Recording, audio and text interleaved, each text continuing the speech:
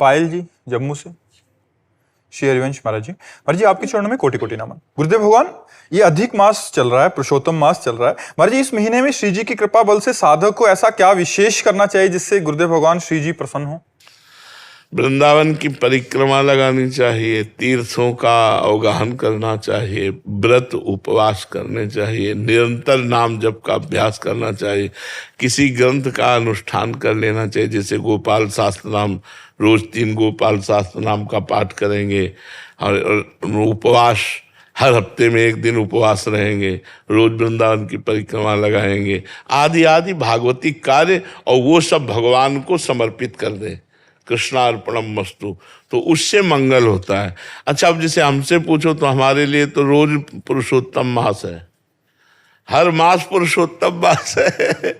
कोई नया थोड़ी कुछ नया नहीं भाई। जो 24 घंटे कर रहे हैं उससे बढ़कर कुछ है नहीं, क्योंकि जो पुरुषोत्तम मास में आप लोग कर रहे हैं वही हम निरंतर कर रहे हैं। हमारे लिए हर दिन पुरुषोत्तम मास है, हर महीना पुरुषोत्तम मास है, हर तिथि अक्षय तृतीया है। खूब नाम जप करो, उपवास करो, वृंदावन की परिक्रमा करो, तीर्थ अवगाहन करो, धामवास करो, और ये सब कर्म भगवान को समर्पित कर दो, इससे मंगल हो जाए। महाराज जी, आपके हृदय में अभी ये नहीं आता कि ये विशेष मास आएगा, ये विशेष तिथि है आज? पाई भर नहीं। ये पुरुषोत्तम मास चल रहा है, पाई भर हमारे मन में नहीं है। क्यों नहीं है? क्योंकि जो चीज करनी चाहिए, मान लो सुबह 2 बजे से उठ करके यमुना स्नान करके अपनी दिनचर्या सब चल रही है। अच्छा, अब आप 8 बजे उठते हो तो आपके लिए पुरुषोत्तम मास है, चलो 4 बजे उठ जाओ और नहा के एकादशी शुरू कर दो, 2-4 माला जप करो, वृंदावन की परिक्रमा करो, तो आपके लिए विशेष हुआ ना कि पुरुषोत्तम मास है। आज चलो 5 दिन वृंदावन वास कर लेते हैं, 2 दिन वास, यहाँ पूरा जीवन वृंदावन वास है। यार 1 घंटा भजन कर लेते हैं, यहाँ पूरे दिन। तो इसलिए कोई विशेष बात तो नहीं, क्योंकि सब दिन वही है। सब दिन, सब समय, सब तिथि, सब नक्षत्र में हर समय प्रभु का वही दिनचर्या, भजन पाठ पूजा है। इसलिए कोई विशेष नहीं है। हमारे लिए हर मिनट विशेष है, क्योंकि भगवान को समर्पित है, भगवान का चिंतन है।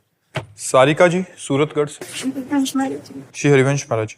महाराज जी, भक्ति की सर्वोच्च स्थिति गुरु और शिष्य का एक हो जाना, इस स्थिति को प्राप्त करने के लिए एक उत्तम साधक में क्या गुण होना चाहिए कि वो भक्ति की ऐसी उत्तम स्थिति में पहुंच सके?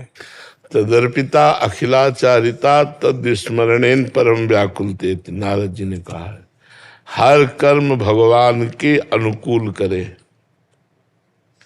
इष्ट गुरु के अनुकूल कार्य करे, और नाम जप करता रहे।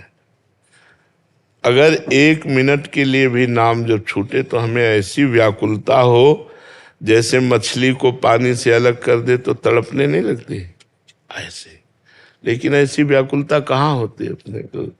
घंटों नाम छूट जाए तो व्याकुलता नहीं होती, पश्चाताप नहीं होता, जलन नहीं होती। जबकि हमको ये जलन होनी चाहिए।